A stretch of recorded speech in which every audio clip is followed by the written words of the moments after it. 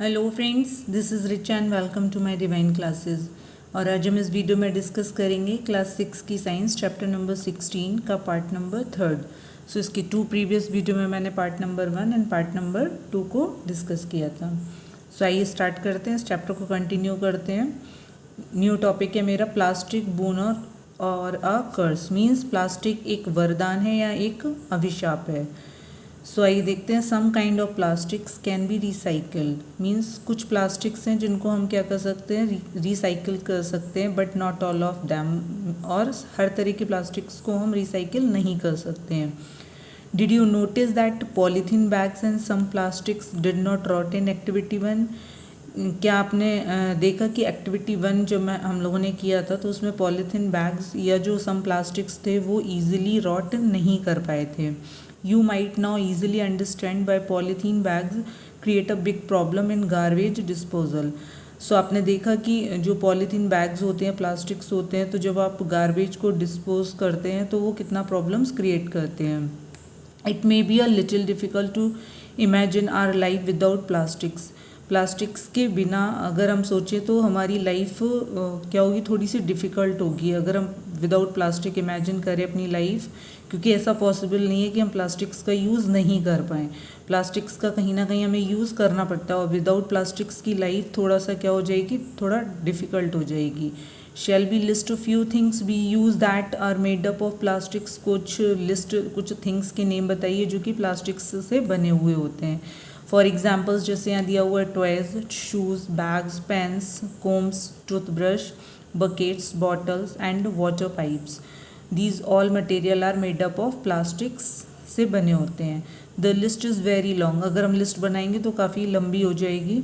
And can you name a few parts of a bus, car, radio, television, refrigerator and a scooter that are made up of plastics. क्या आप कुछ name बता सकते हैं? जैसे बस में कुछ पार्ट्स प्लास्टिक का होता है, कार में कोई पार्ट्स किसके होते हैं, प्लास्टिक्स के बने होते हैं। Same radio, television, refrigerators. तो आप कुछ नेम ऐसे बताइए, इनके जो कुछ पार्ट्स किसके बने हुए होते हैं, प्लास्टिक्स के। Clear? The use of plastics in itself might not be create so much of a problem.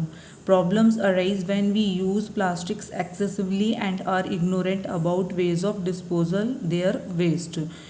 Means plastics का यूज़ करना प्रॉब्लम नहीं है। प्रॉब्लम कहाँ होती है, जब आप एक्सेस प्लास्टिक का यूज़ करते हो और उसका जो डिस्पोज करने का वे है आप वो उसे गलत तरह से करते हैं। सो वहाँ प्रॉब्लम क्रिएट करते हैं। This is what is happening all around us. आप देखते हैं कि आपके चारों ओर यही होता है कि प्लास्टिक्स का गलत तरह से यूज़ करके उसको गलत तरह से डिस्पोज कर दिया जाता है।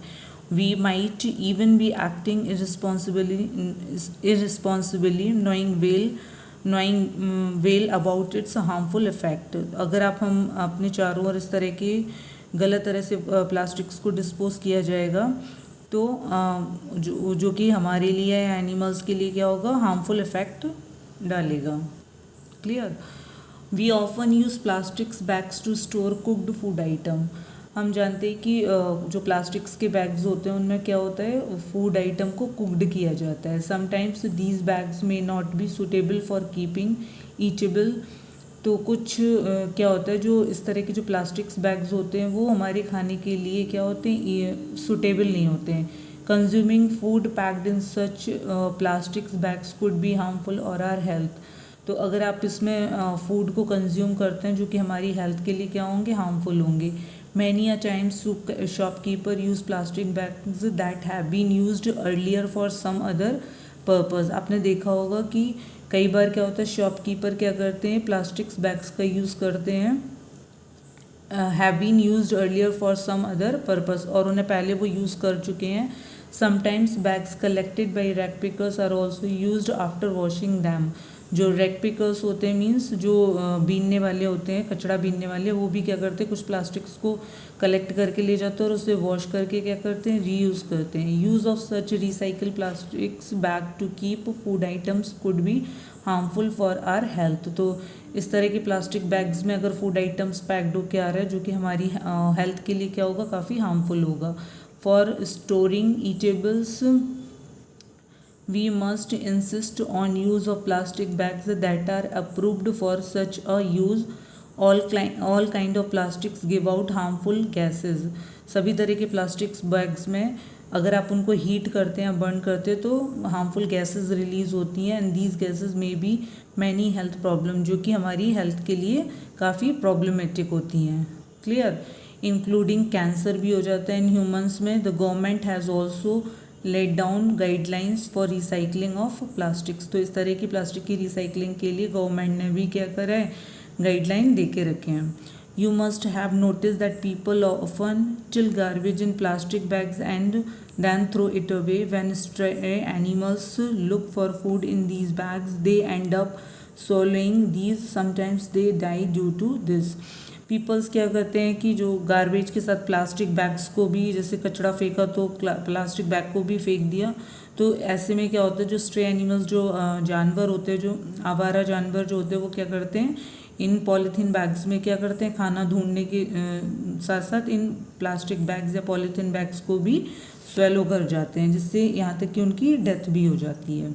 The plastic bags thrown away carelessly on road and other places get into drain and a sewer system. अगर आप प्लास्टिक बैग्स को कहीं पर भी फेंक देते हैं तो रोड पर या जो ड्रेन्स या सीवर सिस्टम है वो क्या हो जाता है, डिस्टर्ब हो जाता है, जिससे नाली क्या हो जाती हैं, चोक हो जाती है, मीन्स वहाँ से पानी नहीं निकल पाता। As a result drain get choked and the water spill on the road. पानी कहाँ भर जाता है, रोड पर। During heavy rains it might even create a flood like situation.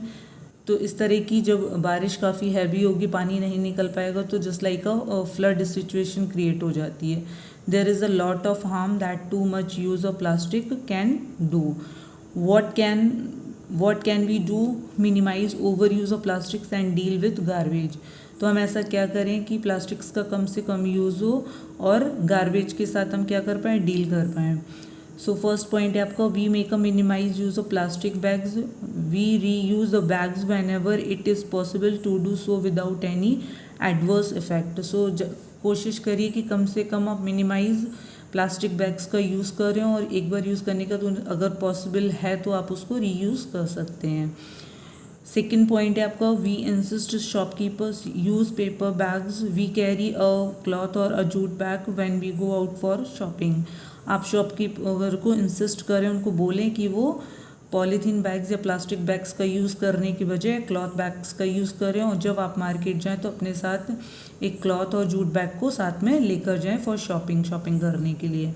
Third point है, we do not use plastics bags to store eatables. कोशिश करें कि जो भी खाने वाला आइटम है वो प्लास्टिक बैग्स में स्टोर ना करें। फोर्थ वन है आपका, we do not throw plastic bags here and there after use. So आप प्लास्टिक बैग्स को यहाँ वहाँ ना फेंकें यूज़ करने के बाद। एंड फिफ्थ वन है, we never burn plastic bags and other plastic item. कोशिश करें कि प्लास्टिक बैग्स को बर्न ना करें, या जो प्लास्टिक रिलेटेड आइटम है, जो प्लास्टिक मेड आइटम्स हैं, उनको आप बर्न ना करें, क्योंकि उनसे हार्मफुल क्या होती है, गैसेस रिलीज होती हैं। क्लियर? नेक्स्ट है आपका 6 point, we do not put garbage in plastic bags and throw it away. कोशिश करें कि आप जो गार्बेज फेंकें उनको प्लास्टिक बैग्स में ना फेंकें।